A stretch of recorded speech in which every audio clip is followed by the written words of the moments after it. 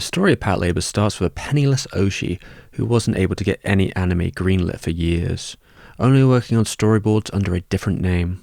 Little did he know that this random event would lead to one of the most endearing and long-held collaborations in his career.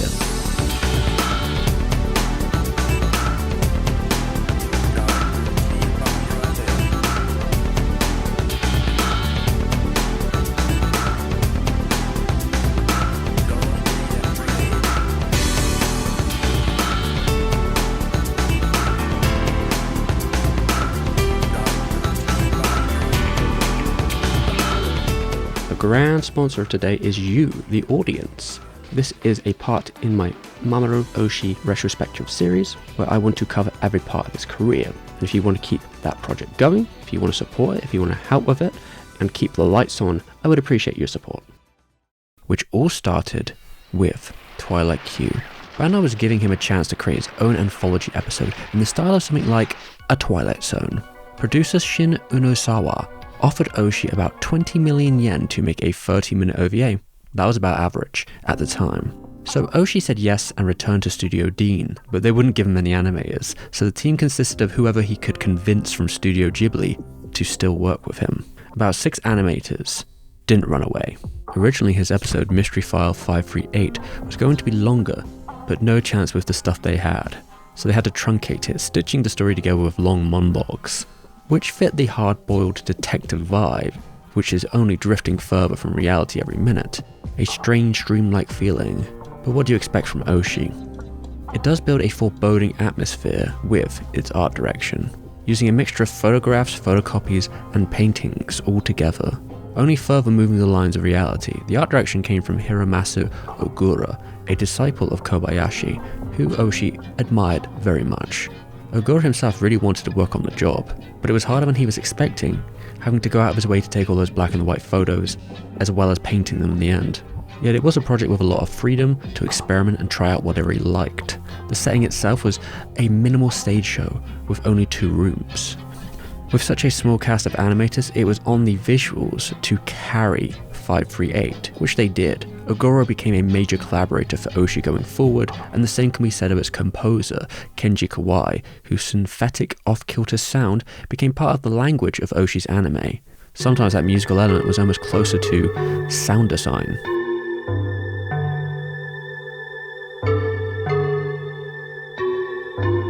And then on top of it all, you had the striking compositions from Oshii's boards, which altogether created something unique. There isn't a ton of movement, but when it does, it will blow you away.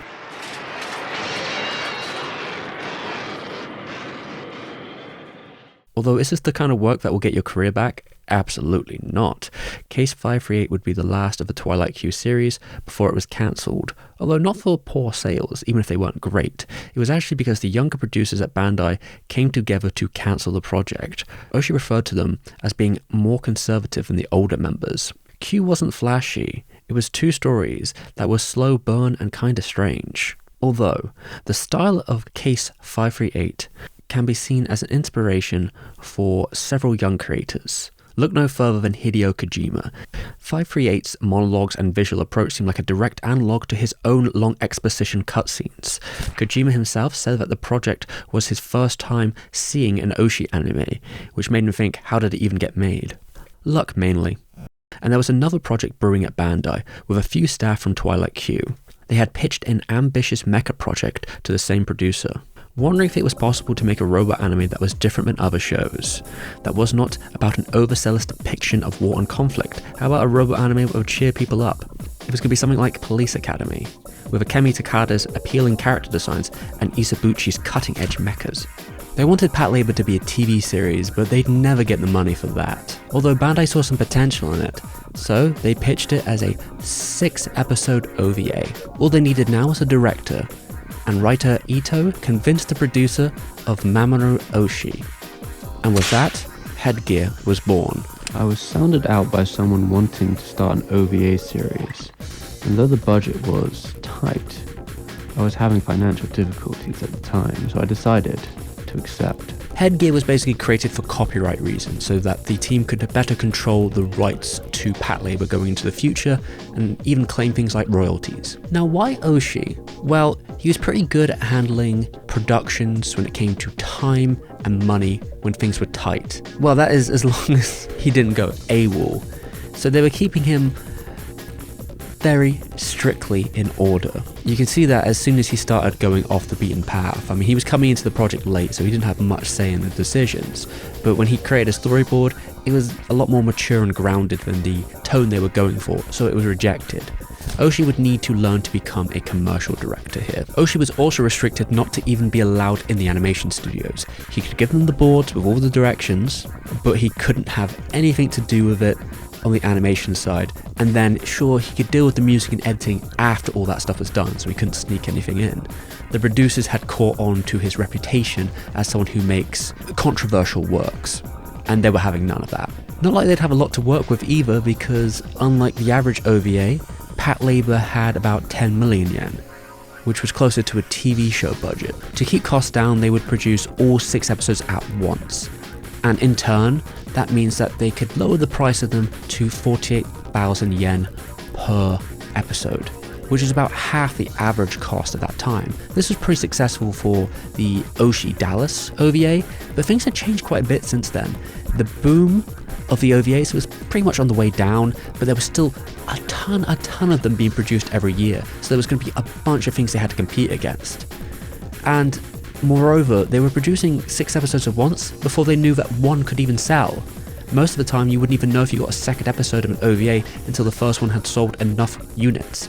So Bandai was putting a lot on the line here, which meant that they pretty much forced the entire group of Headgear out to do promotions for this project all over the country at basically no pay. They were not happy about that. Well, look, this is also the mecha market, so how are you standing out? A comedy robot thing? Yeah, it's been done. What about, unlike other mecha, this is about the characters? Pfft, get out of here. What about if we just removed as much mecha as possible? I'm sure they would love that. Well, I guess so, because Patlabor was the biggest OVA of 1987. It was a hit. Maybe in spite of all that, Studio Dean had no choice but to pull away from the mecha action. Because of the schedule, they had to find ways to limit movement as much as possible. Even in the background, their base was far away from the city, so there was no big complicated buildings to paint. If they were in the city, it would be during rush hour to avoid animating cars, and they would remove as much work as possible when it came to mecha movement. The mechs were known as labors here, and there's almost a humor in episode 1 about how long it takes for you to actually get to the robots. It's first seen submerged in darkness, and when they do get into piloting, it just doesn't go well. While the world is comedic, there is a sense of grounding with these labors. They're practical vehicles first, and they can be pretty fragile for an 8-meter tall robot. But that's pretty small in comparison to the typical mecha. So they can't be jumping off bridges or getting into fistfights if they want to keep their limbs. This isn't super robot stuff. Even the climax is off screen.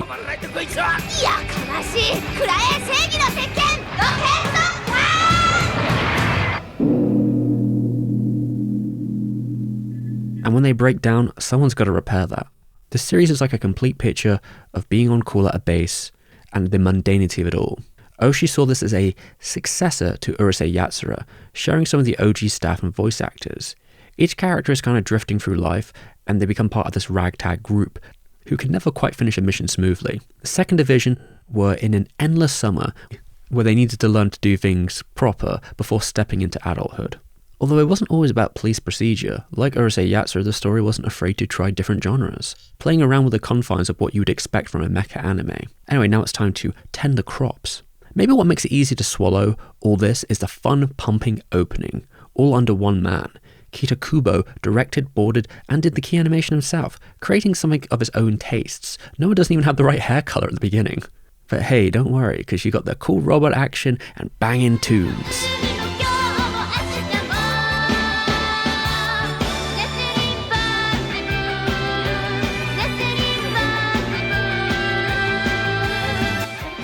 Another convention that was broken here was the music. Kenji Kawai was back, but instead of creating a general set of songs for all purpose scenarios, Kawai created a score for each episode that was unique. The music was one of the few areas of the OVA where they didn't have to worry about the costs, perhaps because of the potential CDs.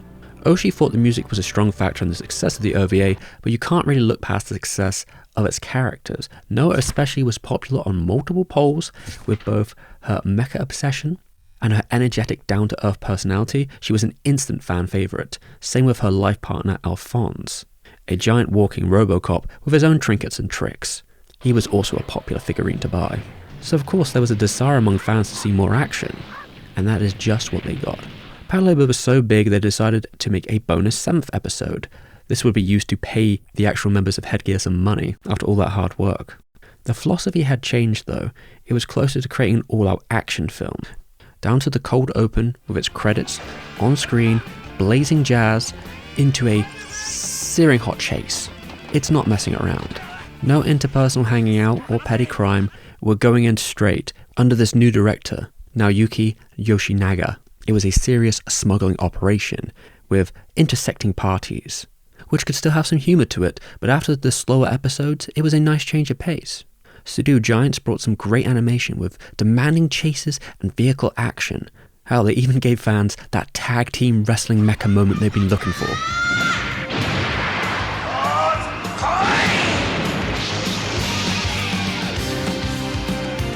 What a nice finale. So we've had a good run, right? But why stop here? Patlabor had become a priority for Bandai's video department. There was an aspiration beyond the video market for a media mix approach, a franchise. We had a manga, we had an OVA, and they both promoted the series to different markets and had their own interpretations. Going forward, as long as the characters were there, they could pretty much do anything they wanted. It's all good. Well, Oshii wasn't really satisfied with the outcome of all this because he had limited control, even as director. You know, if things are set, there's nothing you can do. But the producer came to him with a pitch about the final fireworks of Patlabor. Why don't we make a movie? Huh?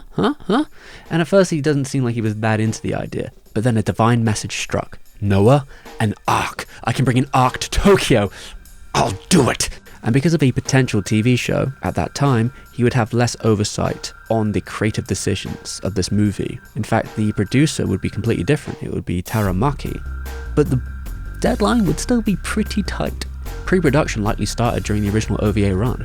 This was likely during episode 5, which was outsourced to IG Tatsunoko, who were called in as a favour to Oshii for helping them on those storyboards at the beginning. They animated half the original episodes. Oshii was impressed by their results, notably in episode 3, which was his favourite of the Early Days series. It played on his exaggerated boards, with a young talent, Kazuchika Kisei, in particular in animation direction. He would now be tasked with the same role, but for an entire movie.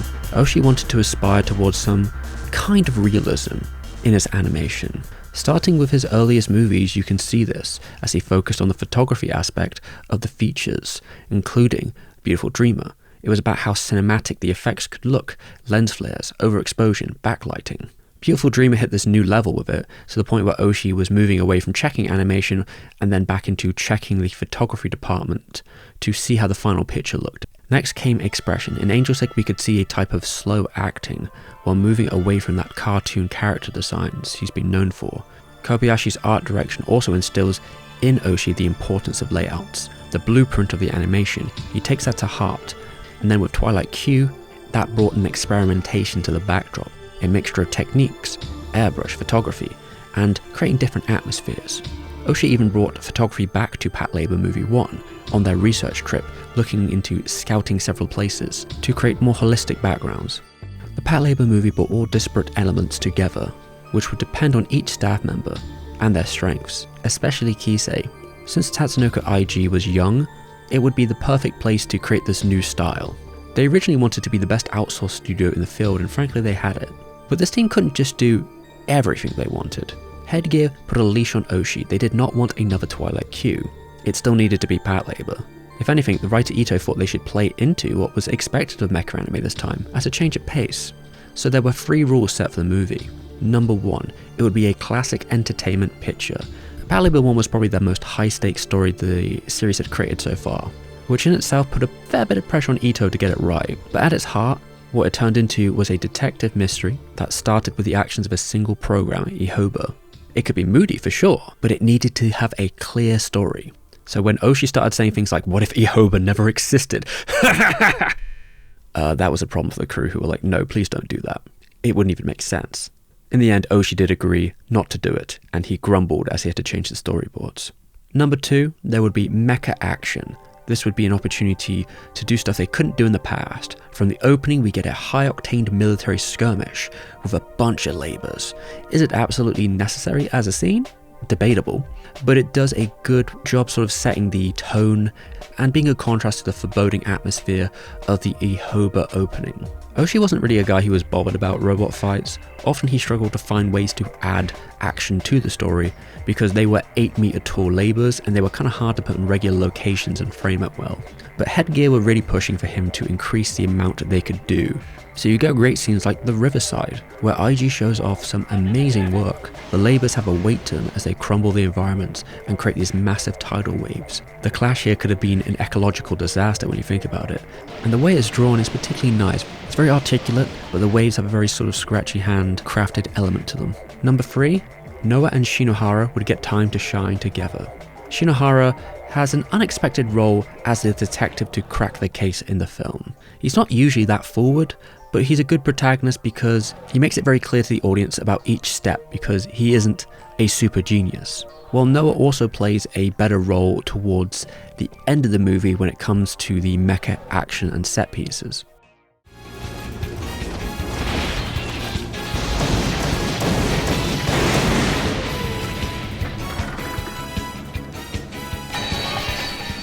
There's one problem though. The style of the OVA had changed here. The shadows on the faces and how certain expressions hit with the facial muscles, it moved far past where Takada's original Bishonen designs were. Kisei was not great at cute, and he was pushing realism further than Oshii could have realistically expected. But now the poster girl of the franchise wasn't looking the cute way she's expected to. Oshii protected the production from prying eyes as long as he could, but eventually they found out about Kisei's designs. Kisei was very adamant that he would quit if they rejected them, and Oshii stood by him. Maybe it was all a bit overblown, although I can see that Noah doesn't look quite on model, let's say, at times, and there are some growing pains between the two clashing styles. The movie still pushes an exaggeration to its characters, if that be in the way it's shot or in cartoony expressions, but it still has that edge of realism on top of it. It's a middle ground. Kisei did a good job in correcting and defining the final picture, even going as far to redo entire sequences to make sure the timing was right, even if that means removing frames. It was a bold thing to do since the staff were so slow at drawing. Most of the time they were trying to keep it to a limited frame count, but a lot of the mechanical sequences are much higher. Kisei himself worked so hard he collapsed from overwork at least twice during the production, and Oshii had his own struggles. The schedule went into the red, and the producers picked him up and locked him in a hotel room to get him to finish all the storyboards. He was going crazy day by day, stuck in there for over 2 weeks before it all came together, because there was little time to waste. But each element of the film came together to make something that really stood out. Ogura had a much bigger canvas, now on widescreen, to create his beautiful, dark, shadowy cityscapes. Kawai now had a broader musical palette with a mixture of synth and some form of orchestral music added in there. It creates a very fitting soundscape for the tone of each scene.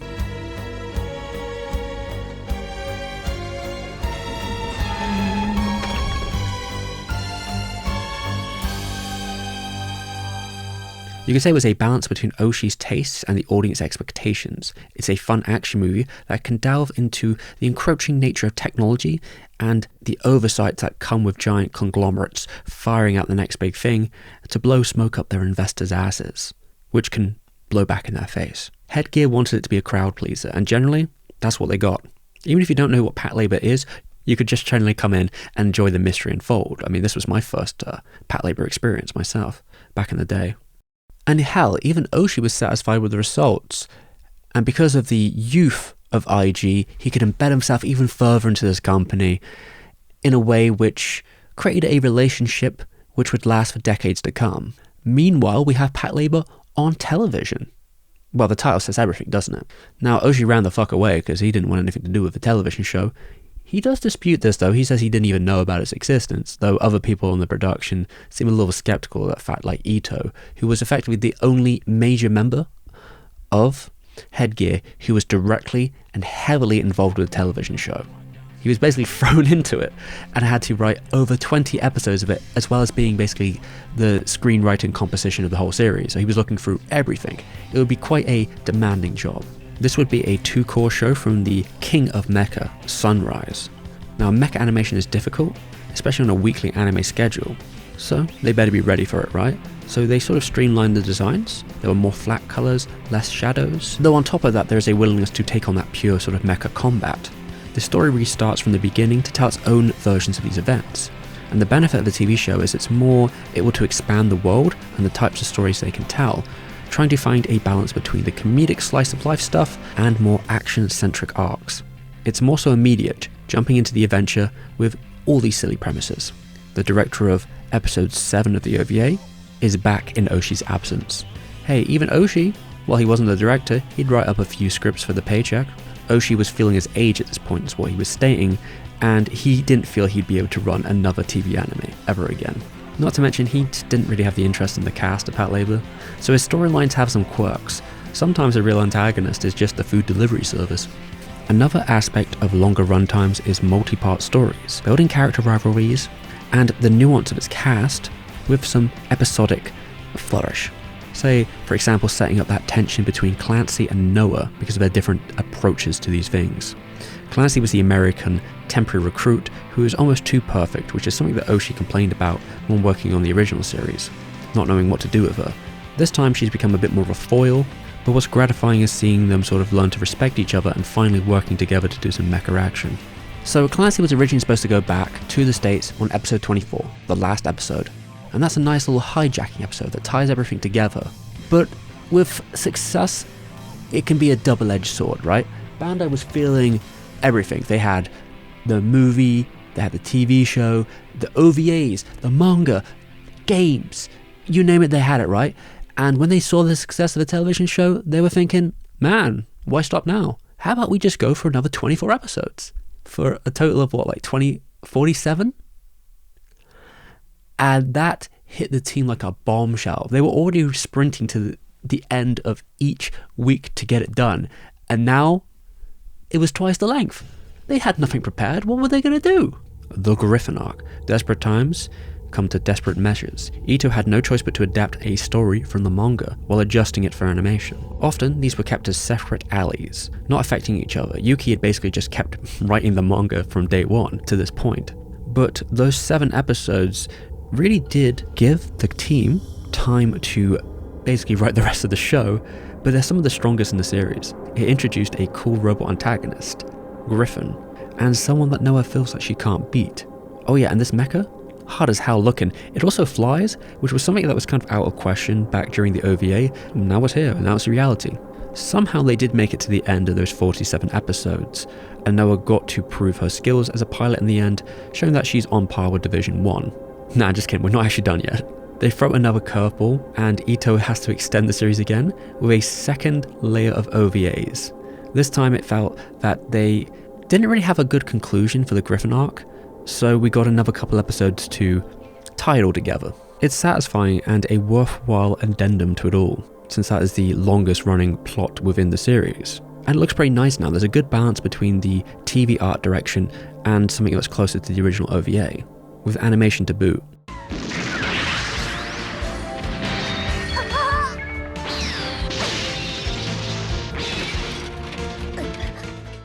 Once again, you kind of get Noah having that major accomplishment as a pilot and finally sort of resolving the issues and insecurities that were built up so strongly within the first arc. But whatever, we're going to keep going. And at this point, the crew are just throwing a bunch of stuff at the wall, like whatever they want. Especially Oshi, who I guess needed another paycheck. His stories here become even more absurd and showing his lack of interest in mecha. He's making things at his own pace, if that be just going to a bathhouse or pretending to be Blade Runner. There's actually an entire episode he wrote which was outsourced to IG, which made me wonder, is this some kind of action showcase? Well, no, it turns out it's a thinly veiled breakdown of the Japanese student rebellion movement, with extreme factionism, all unfolding in the mechanical team of the base.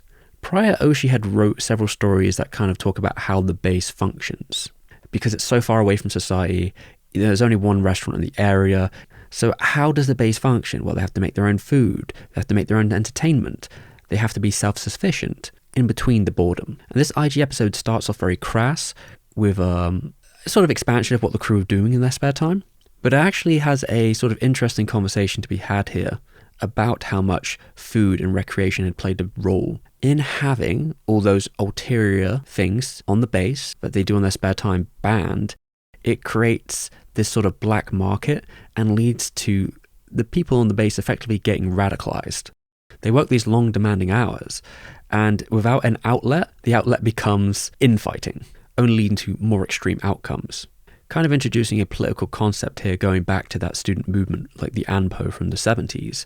And it reminded me of something one of Oshi's friends had said about how he felt at the time that a lot of the students in that rebellion who were going on those protests were also kind of bored and didn't have an outlet. They weren't as ideologically motivated as you'd expect. In a funny way, despite its crass opening, it is the first major attempt of bluntly involving political concepts in the story, which will come into play in a moment.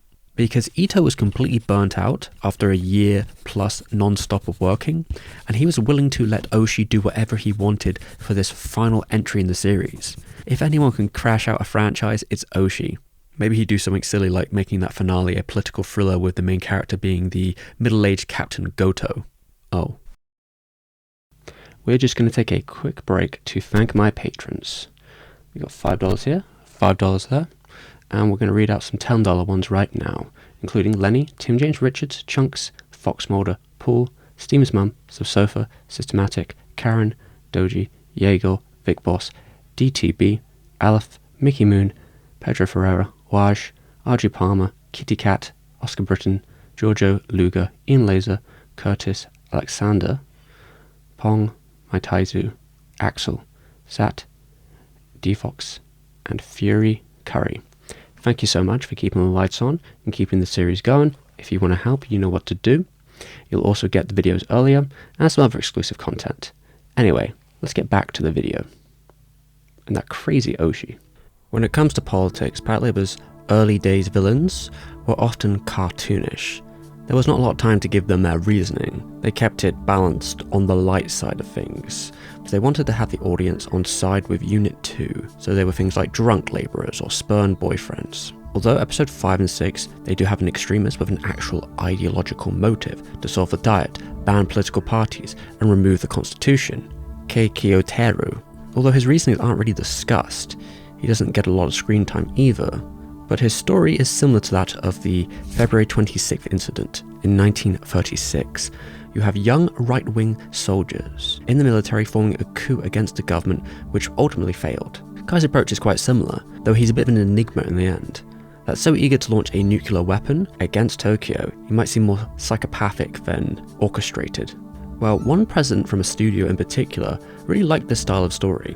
The president of Tohoku Shinsha said he liked episode 5 and 6. That was the starting point for Patlabor 2. Many old guys still loved the February 26th incident. The president was one of them. He said Hideo Gosha's 226 is cheesy, but Patlabor's 226 is much better than that. The president also said that he wanted to make a movie like that episode with a bigger budget. Patlabor 2 would expand on the premise of this original episode. Now with no leash, Oshi could go as far as he wanted, and to him this Patlabor was the only one that was truly his, in all ways, even if he had to conspire to make it so. Patlabor 2's story is a departure in both tone and style from what came before. There is a time skip which places it into a world where the original Endless Summer of Division 2 is no more. Each member have moved on to different positions. The anime expression has vanished for something more of a realist look. Even with those distinct changes, the Japanese cast reprised their roles, and having the same voice actors does give those characters a grounding in the world. つい1年前なんだよね、これに乗ってたの。ああ、実際あっという間だったな。今となってはこいつもデータ収集用の実験機だもんな。It's no secret that Oshi himself didn't feel that attached to the second division, which might make it easier to move characters around and change the entire story tone a little bit. However, it is fair to say that on television, by Ito did actually establish some of the points that we see in the movie, even if these timelines are not connected. Stuff like Shinohara resolving his conflicts with his father and returning to the company, or even bringing up the concept of Noah being a test pilot. This isn't exactly Division 2's story. Ironically, as associated as Oshi has become with these characters, and Patlabor, he hated cops. So yeah, Oshi did not really like cops. That goes back to his sort of student days when he was part of the kind of ANPO movement to some degree, fighting riot squads. But he doesn't think this is a dissonance between the work he's creating. In some way, he believed this goes back to Goddard, who stated that detectives are very useful characters for stories, and he's not wrong. They can kind of do whatever you need them to do, which is likely why he chose the sort of middle-aged Goto here. As someone who's pretty smart and has a sharpness to him with that quiet reflection, he was kind of perfectly suited to be that sort of detective role, as well as having actual detective contacts. The reason detectives are quite useful is that they can easily intersect between different worlds and layers of society, both within the law and while breaking the law. And Goto's basically the only character who's Oshi's age at this point, so maybe the only one that he relates to. Ito saw the script that Oshi put together and he was like, oh my god, this is just his war thesis. My god, what have I done? Which, yeah, kind of on you, Ito, I'm afraid. You unleashed the beast. Now he's here in full form. And I feel like the other members of Headgear were feeling a little unsatisfied too, because they were playing subordinate roles to Oshi here. They didn't really have much say. In fact, his wife got a bunch of complaints through the fax machine that she would just cancel because she knew they would just make Oshi angry anyway. So it all was on deaf ears.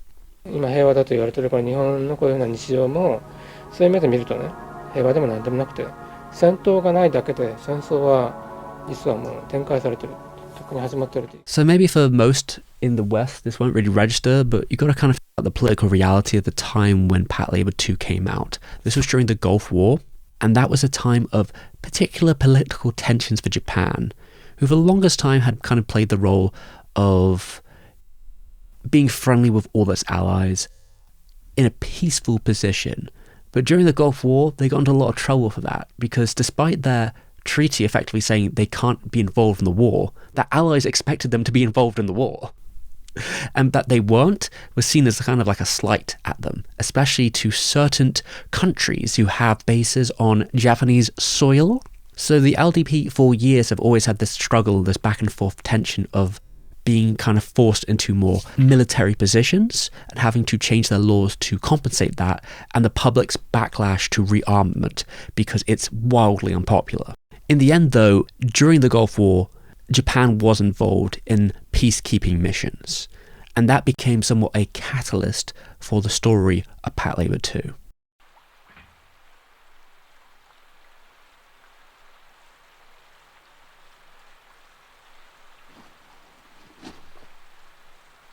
The antagonist's position is that Japan cannot hold its defensive, peaceful position forever, so he plans to create a phantom war to Tokyo to force their hands. Its execution is tied to Baudrillard's theory of hyperreality. The postmodern thinker stated that we live in times that are no longer real. It's realer than real. Hyperreality was the virtualization of life, which started in the era of television, and how media obscures reality for something better, with the real being almost disappointing in comparison. The same can be said of war. The Gulf War was the first time American news covered the conflict live from the battlefield. It was not the first occasion in which the military censored what could be reported, but one with a new level of control, learning from prior conflicts to give the masses a clean picture of the war. In Patlabor 2, the media infrastructure gives false information through the television to reframe the conflict. When all the information is recorded and digitally, it also can be just as easily adjusted. The blurry VHS rip can be whatever you want it to be. But it goes further than that. It's also how the war itself is fought. Virtual environments had become part of the war through interfaces. During the Gulf War, they were fighting through screens and monitors. It was no different than an arcade game. Soldiers were detached from their actions, which is something Oshi himself mentioned during the production. The labourers now experience things through a VR headset, transmitted through its own lens. The vision of the battlefield is seen through CGI abstractions. Truly nothing in the battle is real anymore, just as easily manipulated as the reports. In a moment which could impact thousands, the Air Force have to make a split-second decision on the potential phantom target known as Wyvern. It is a target we only see through the screens and overhead displays.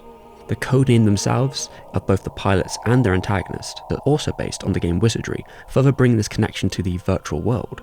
Because of their own security system being compromised and radio blocking, the JSDF almost fire on a non-existent target, potentially starting a war with all of the bases in the country before the smoke would even clear.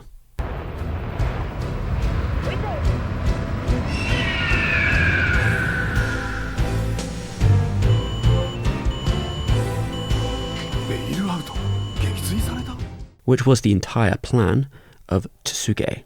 And despite this being a 2D animation thing, the sequence has been applauded for its realism by military publications. Its aerial combat represents a procedure, more so than any Hollywood equivalent. even if only one of them is flying real planes. The threat of artificial targets and jammers is a real one on the battlefield, even to this day, and Patlabor 2 was made with the help of the JSDF, which assisted on making it as close as the real thing as they could, down to the lingo. The shots are also chosen to make them feel more grounded, as you'd see a real jet from the air, either captured from another plane or a camera attached to the aircraft itself. And it's all captured with an extreme precision in its animation. Generally, there is a very clear aesthetic from scene 1.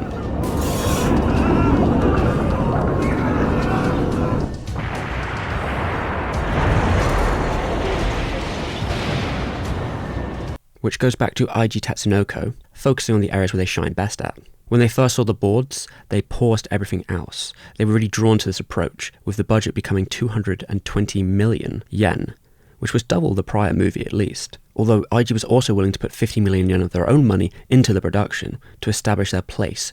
To be fair to IG, they put so much work into Patlabor 1 and they didn't even get credited for it, even though they animated the whole thing.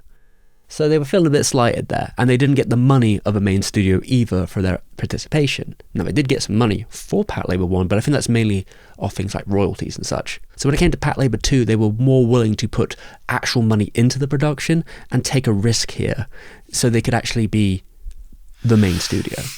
And hence, Production IG was born. And you can see when you put these two films next to each other, well, there's definitely quite a stylistic difference. Takada had redesigned the characters with this realist style in mind, making something that would complement Kisei's team more so. The animation team would also bring together an even stronger layout system. The construction of each shot uses the layout as the backbone of the animation, but Kisei also described it like a camera shooting the picture. They have to consider things like lenses, perspective, and movement within the shot. This system began with the first movie, but it was not quite perfected until the second one. There was a lot of inefficiencies in the first layout system, which involved having every key animator do rough layouts before it was thrown to a different layout artist and then thrown to Kisei. This time they have dedicated layout artists that then get corrected by Kisei himself. Then there are 860 cuts here in this movie, which isn't that many for most films, but that's quite a lot for Oshii. The layouts were so pivotal for basically the construction of the movie, it wouldn't exist without them. In fact, it took longer to finish the layouts than the animation itself. And the schedule was tight, maybe even tighter than the first movie. So the structure was important, because there was a lot of dense information in the shots. I've never seen so many driving cuts here with so much variation, which goes back to the layout system and how effectively it was used. Patlabor 2 also finds ways to save resources, like its esoteric cutaways for long speeches and long cuts. It's a game about which department has the most resources to give for certain shots, and how more effective that would be for the production pipeline. Maybe you want to use the art direction, or perhaps the photography department to either airbrush shots or use different movement within the cuts. Maybe it will be post-processing or CGI. All these effects and added layers were more effective now because they were using a different type of film stock with ISO 200, which meant they could put more layers of cells or effects on top of the image without losing the quality. And that's what they just did. They had added a lot of effects and filters and different processes to each of the shots. In fact, Patlabor 2 at its core focuses on a lack of clarity on the screen, so they would record things like CRTs directly, or add a bunch of distortion to the CGI virtualizations within the movie, as digital shots were layered with noise and distortion before being cropped and put to film. You could say the lack of resolution is very much a part of the aesthetic of everything, and it's all about trusting the right people in the right departments to make it all happen. I'm famous as a lazy director in the studio. No matter what questions the staff ask, I will always go, well, that's fine. Anime directors are asked tons of questions every day, like colors, timing, consistency, and to be honest, I don't care about most of them. Do whatever you want. Even if some of them might make the film slightly worse, I don't really care. The live action experience convinced me of that. Mitsuho Nishikubo undertook the unit direction position under Oshii in his films, which meant that he worked on the more day-to-day part of the production. Now, he was an old friend of Oshii going back all the way to his days at Tatsunoko, and he generally considers himself the director of the superficial elements of the movie, probably the stuff that Oshii doesn't really care about that much in terms of the aesthetic, but he thinks they make an interesting duo between them, because Oshii really is only interested in pre-production, the layout process, music, sound, and the post-process of editing and such. He doesn't really care too much about the actual directing process. So Nishikubo became very important for his films going forward. Nishikubo also brought his colorist, brought a quite distinct language of color to these films, muted specifically, natural overexposure, favoring greens and blues. next to blinding backgrounds. Once you see it, you won't be able to unsee it. And this also establishes what we call the full Oshii group, a collection of people in different departments who came together for all of Oshii's future films and kind of defined the actual look of them. And that also came on top of other people who were usually involved, like Ogura and Kawai. It was all coming together, and Kisei was one of the bigger factors in that. While P2 has a lack of labour action, the mechanical action here is stellar. There's plenty of aerial scenes, and not to mention the one major labour sequence is one of the best in the entire franchise.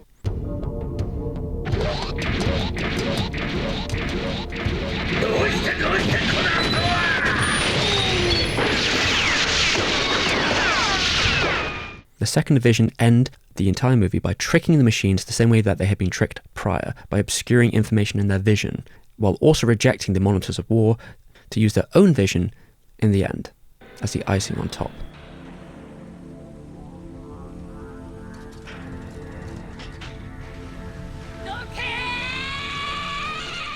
After all that destruction and chaos, it's a little bit bittersweet. While Tsuge doesn't really get to actually give his own speech for his actual ideology, the film has painted it pretty clearly through the rest of the movie with different discussions on the topic. And it's definitely easy to read Patlabor 2 as delusion with war and its industry, where there are no victors, where modern technology has led to modern problems by exploiting these virtual systems. It almost ended Japan as we know it, while pointing its finger at the anti-American sentiment within the country. Tsuge himself was protected by American labours. The cyber attack breach came from the American base occupation, and Americans were poised to attack and destroy Tokyo if they did not secure their borders. You can still feel that relenting international pressure from the conflicts like the Gulf War, and of which, sort of sparked the events of this mission. It almost seems to be saying that an attachment to the American war machine will only cause more Tsuges. The response to Patlabor 2 could be divisive at release. Unlike prior entries, it did not crack the top 5 of that year's Animage's audience poll.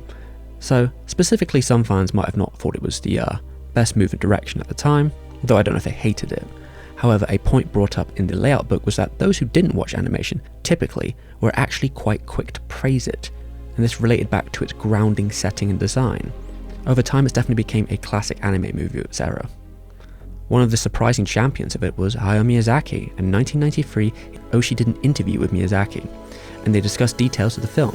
Miyazaki ended up praising the picture quite a lot. It was a complete reversal of their first confrontation about a decade ago. That was when Miyazaki had nothing but harsh words for Only You. But now Miyazaki seemed enthusiastic about the content, and characteristically so. Maybe it's because they're in love. Who said that? Things were looking up.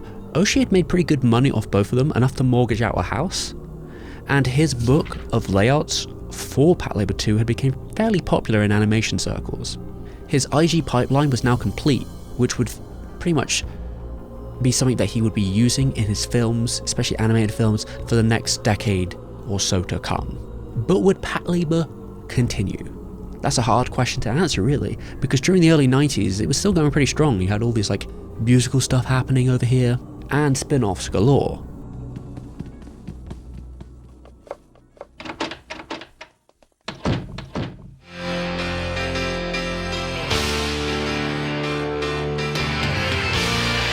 The franchise kept going strong into the early 90s, with a selection of spin-offs and even a musical tour which had its own music animated videos. However, Headgear had a big fight after Patlabor 2 for obvious reasons, and the group splintered into several different pieces. Within the next year, things started wrapping up for the series. Oshii released his final Patlabor anime novel, the manga finished its publication for its first time, and for almost a decade, it lay dormant. That was until WXIII. Originally, WXIII was planned as a spin-off, an OVA, and that was all the way back in 1995. It slowly expanded into a movie, which again was planned by Izubuchi, who also did things like boards and mecha designs, but they used other members of the crew to fill out the ideas, which was based on the manga story by Yuki. Izubuchi, who was the mecha designer for the series, and while he had basically spent some time doing boarding on a few episodes of a TV show, and even wrote one of the best episodes of The New Files, with its striking visuals, compositions, as well as somber tone, I think he really knocked out the park there.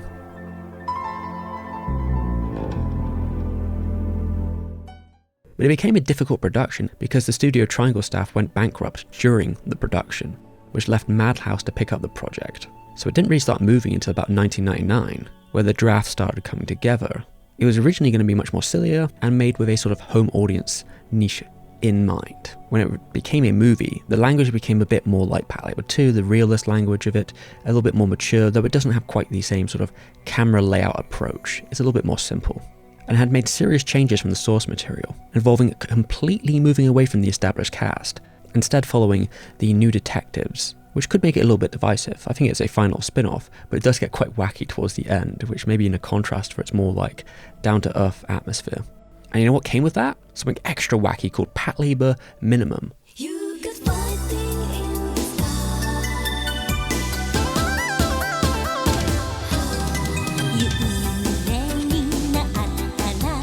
Or Mini Pato. While Oshii didn't work on WXIII, he did actually write these shorts that were shown before the movie, which rotated each week. Maybe they were making amends, or not. There's some talk here that during the scripting process, some of the people at IG were losing it because he had basically bad-mouthed Izubuchi quite a lot and had to sort of remove it from the actual animations, which themselves are quite strange. Edutainment through a puppet show animation form. A very interesting form of limited animation here, more so like cutout, a bit closer to paper puppets. And it was Oshii's then protege who had to make it all come together. Your mileage may vary depending on how hardcore you are in terms of like gun otaku or mecha fandom, because each topic is very specific.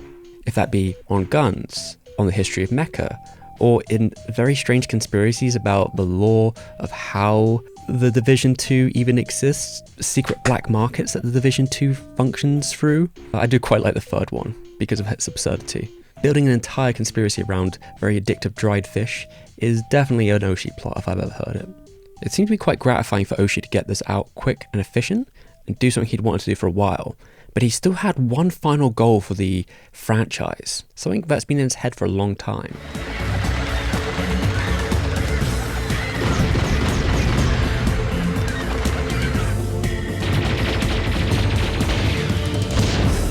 Let's talk live action. Now, there was a pilot in 1999. It was short, a bit of an oddity, but the producers pretty much got the impression by this point, Patlabor, the interest is not there for the franchise anymore. Although, realistically, what they were trying to do was probably too ambitious for the time. They were trying to make this sort of CGI department for the big mechas and special effects, and it just was not at the level it needed to be in 1999 to actually make a whole TV show. Well, that was until about a decade later, where there was a out-of-the-blue announcement for another Patlabor live-action show. And with that resurrection came the resurrection of beef between members of Headgear, because they were not happy about this. Some members were saying, this is fake, there's no way this is happening, I haven't been told anything about this. And that's because Oshii didn't go through the right channels, and that made people a little bit mad. But it was real. Although it could seem a bit strange because Oshii never seemed to be a big fan of Patlabor. Why is he coming back after all this time? Well, there's a couple of reasons here. This version of Patlabor would be Oshii's in all ways. It wouldn't have the original cast anymore. He would make his own version of the cast. And while they're quite similar, they would have their own kind of quirks as archetypes. He would sort of sprinkle in making them more compromised in pretty much every way. But also, you could look at this as an elaborate therapy session for him, because there was a lot of frustration while he was making Patlabor and not being able to do what he wanted to do. Saying as much that like Patlabor 2 was the only time he really had that opportunity in full. So some of these scripts are basically redos of prior ones from different series that he was using, but they've been adjusted and changed, and the premises are still there, but things else have been changed for better or worse.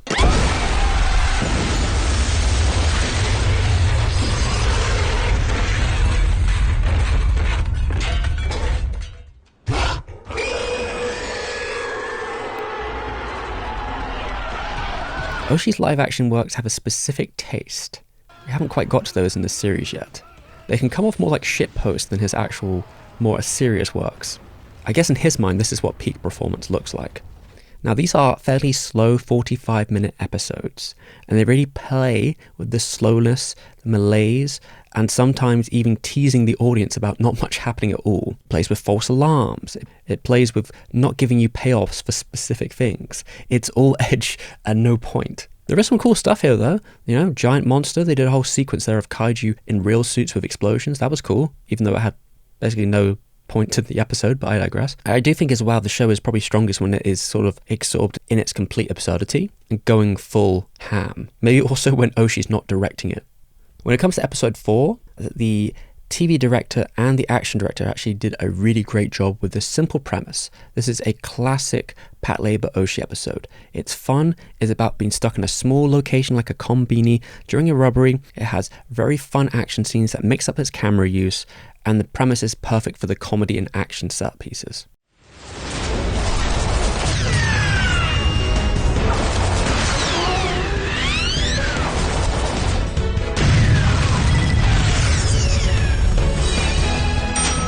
I also have to give credit to the show for its giant live-action mecha models. It really didn't have to go that far to have these like 8-meter long props for the show. What it gives the next generation is just a feeling of scale and also a grounding that you don't tend to see in these sort of things. Oshii once claimed he had maybe too much fun on set, as well as with the cast themselves having a pretty good time. Sometimes this stuff doesn't even seem scripted. Yep.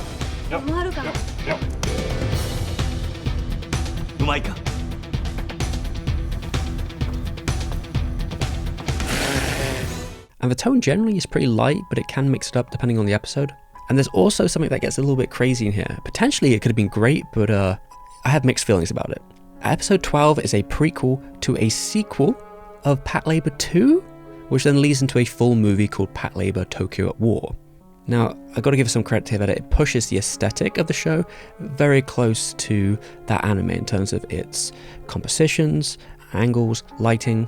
I think that's really effective actually in episode 12, but I start to get baffled about what the purpose of this is. If anything, Tokyo War feels like a phantom version of Patlabor 2, just that it's now live action with a different cast. Maybe we could look at it as like a soft reboot, even though I think it kind of predates that sort of popularization. But it's also so esoteric, it doesn't really have the appealing energy of a soft reboot. It feels like a movie out of time. The conflict is almost identical to the Gulf War era, despite being in a completely different context in Japan's history now. Some of the cast returned from the prior movie, but you don't really see them, only kind of obscured or through phones, so it almost feels like a weird simulation where you're going crazy, or that these characters might not even exist. And there is an attempt to recreate events from the movie, but they don't quite have the same scale they could have achieved through animation, so it doesn't always work as well. Some of the events do change, but the action repeats in such closeness, even sometimes directly quoting the original movie. It's almost like a time paradox, which comes back to this idea of full simulation. And then there's a reveal that kind of makes me feel that maybe this was just made so Oshii could finally use his unutilized concepts from Patlabor 1 in making an antagonist who never really existed. But it comes out of completely left field and doesn't really make a lot of sense, not really expanded on. Though there is something kind of compelling about this movie. It almost feels like if I dig deeper there could be some sort of weird metatextual narrative to this all stuff, but I'm just not seeing it. Because a lot of the truth is left up in the air. Maybe this is about the nature of sequels, maybe this is the Metal Gear Solid 2 of Patlabor 2, I don't know. It doesn't necessarily balance it as well as it could have, I guess. Though that could have worked in the end if everything else was strong. I'd say it's a very curious experiment, but I think most people probably shouldn't worry about it. The next generation as a whole was contentious with the other members of Headgear, but it also encouraged them. Thanks to the live-action series, Headgear members, except Oshii, gathered again, and we are making an answer to the live-action series. Like, Patlabor was not like that. Look forward to it. Hell yeah, more Patlabor. First comes a pilot known as the Reboot, which effectively redoes some of the premise of Oshii's. It's a new cast and a new period. Patlabor is now in a social media era, and it does something with that quite instantly. There's also these sort of labor activists giving a different context.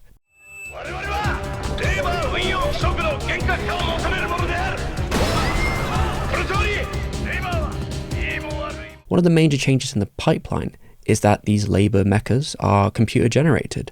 And honestly, they look pretty good.